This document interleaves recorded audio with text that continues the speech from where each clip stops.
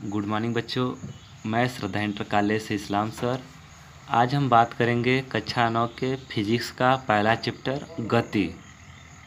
तो गति क्या होता है, तो गति से पहले हम जान लेते हैं कि विरामावस्था क्या होता है।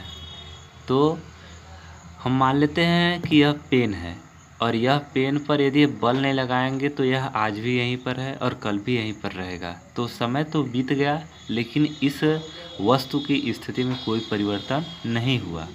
तो हम विराम अवस्था की परिभाषा देंगे कि यदि किसी वस्तु की स्थिति में समय के साथ कोई परिवर्तन नहीं होता है तो वह वस्तु विराम की अवस्था में होती है।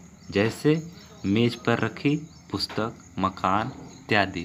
ये सब ऐसी वस्तुएं हैं कि यदि इस पर कोई बल न लगाए तो यह जो वस्तु होगी वह विराम की अवस्था में होगी। तो यह अब अगला बात करेंगे हम गति की अवस्था। तो गति की अवस्था क्या होती है, तो लिखेंगे कि यदि किसी वस्तु की स्थिति में समय के साथ साथ परिवर्तन होता है तो वह वस्तु गति की अवस्था में होती है या होता है। जैसे सड़क पर गतिशील वाहन, ठीक, जैसे सड़क पर गतिशील वाहन है तो वह वाहन इस समय यहाँ है तो गति करेगा तो कुछ समय पश्चात वह दूसरे स्थान पर होगा। मतलब उस वस्तु के स्थान में क्या हो गया, परिवर्तन हो गया। तो यदि किसी वस्तु की स्थिति में समय के साथ परिवर्तन होता है तो वह वस्तु विराम गति की अवस्था में होता है। जैसे सड़क पर गतिशील वाहन।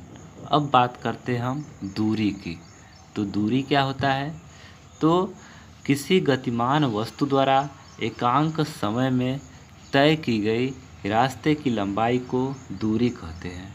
मान लेते हैं कि कोई गतिमान वस्तु है और उस गतिमान वस्तु द्वारा एकांक समय में कितनी लंबाई को तय कर रहा है, हम उसी को क्या कहेंगे, दूरी कहेंगे।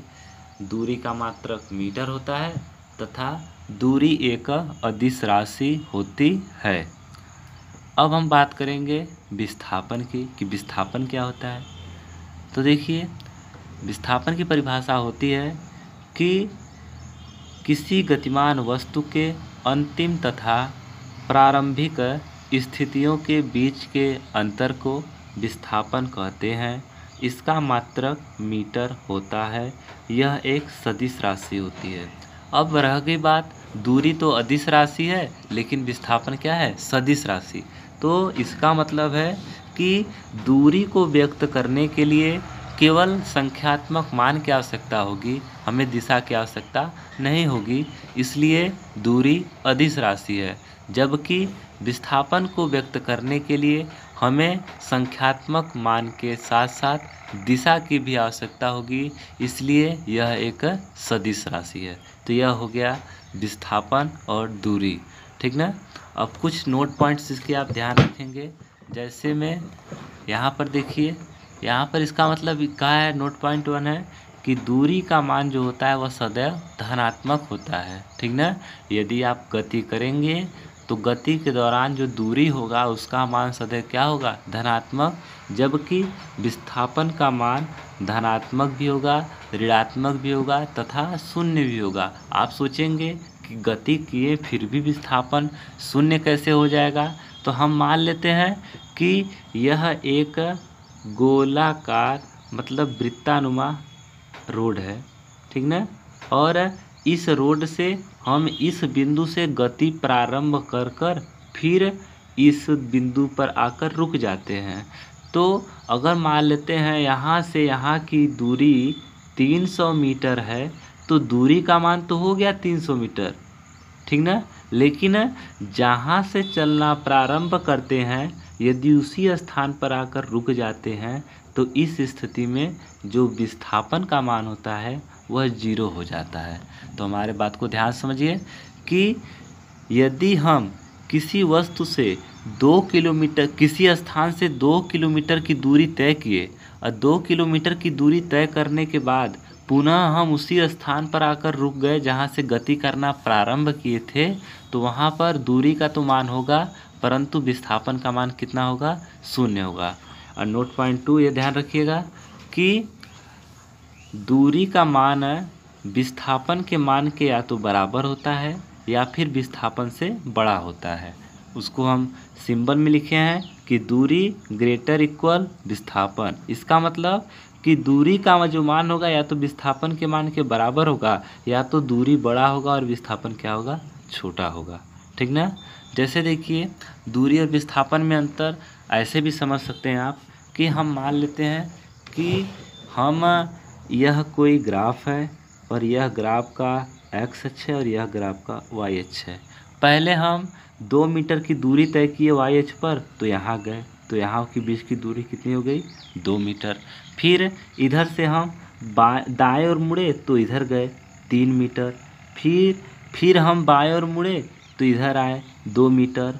तो इस कंडीशन में अगर पूछ दे कि दूरी और विस्थापन कितना हुआ, तो जितना कुल लंबाई है वह हो गया दूरी, और जितना बचा है प्रारंभिक स्थान में आने के लिए तो वह हो गया विस्थापन। जैसे यहाँ से हम गति प्रारंभ किए तो पहले 2 गए, फिर 3 गए, तो 3 2 5 और 5 2 कितना? 7।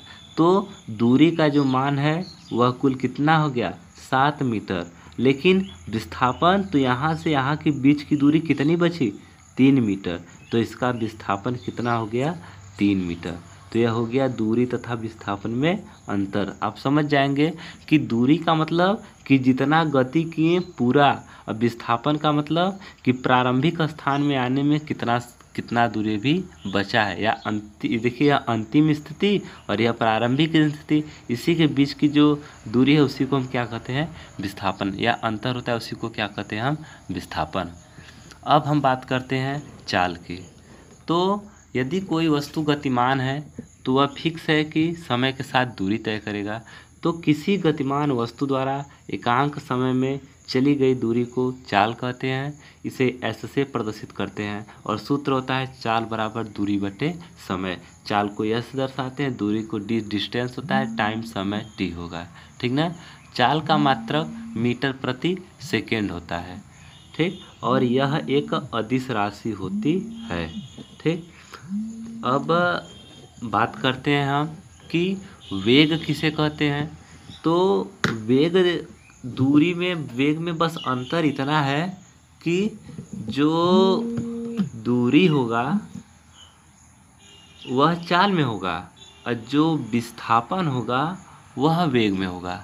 तो हमारे कहने का मतलब है कि यदि दूरी दे दिया गया तो हम मान लेंगे वह चाल दिया है, और यदि विस्थापन दे दिया गया तो हम मान लेंगे वह वेग है।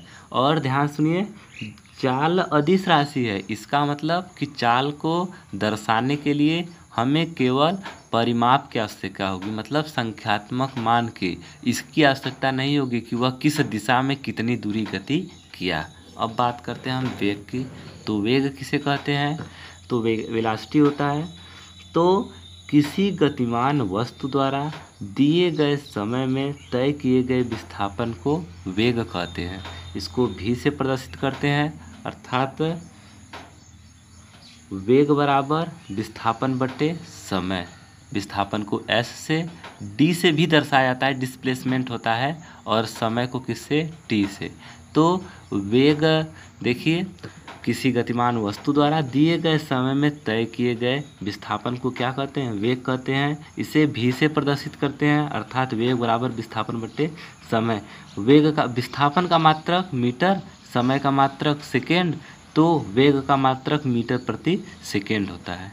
ठीक, अब देखिए यह वेग जो होता है वह एक सदिश राशि होता है। सदिश राशि का मतलब क्या होता है? सदिश राशि का मतलब कि यदि वेग को दर्शाना है तो हमें दिशा की भी आवश्यकता पड़ेगी। ये बात आप ध्यान रखेंगे कि वेग को दर्शाने के लिए दिशा की आवश्यकता पड़ेगी, लेकिन चाल को दर्शाने के लिए दिशा की आवश्यकता नहीं पड़ेगी। इसमें भी संख्यात्मक मान चाहिए, चाल में भी संख्यात्मक मान चाहिए और वेग में भी संख्यात्मक मान चाहिए, लेकिन इसमें दिशा नहीं चाहिए और इसमें दिशा चाहिए। ठीक ना? अब देखिए कुछ कंडीशन में वेग 2 प्रकार के मान, जैसे अंतिम वेग, प्रारंभिक वेग। तो यदि वस्तु कुछ अंतिम वेग को हम v से दर्शाते हैं, प्रारंभिक वेग को हम u से, तो हम यह अगले वीडियो में देखेंगे कि कब अंतिम वेग होगा, कब प्रारंभिक वेग, कब अंतिम वेग का मान 0 होगा और कब प्रारंभिक वेग का मान।